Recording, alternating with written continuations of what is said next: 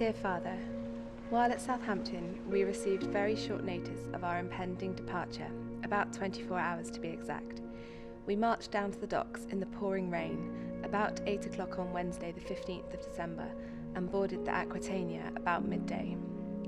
The next morning at 6 o'clock we commenced our voyage to Lemnos, and a most enjoyable trip it proved to be.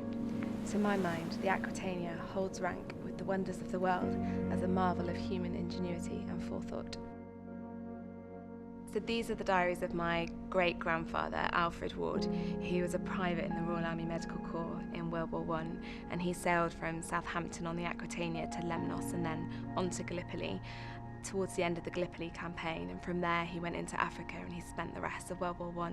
as part of the African campaigns before returning home. And at the end of World War I he was mentioned in dispatches for his courage, and that certificate is here as well with the diaries. My granddad Frank was really seriously injured at Antwerp Station during a bombing raid, but due to the amazing experimental medical care he received, he was returned to full health and went back to the war. What was really interesting though was that it wasn't until his early 80s, when I was a teenager, where he really started telling some of the stories about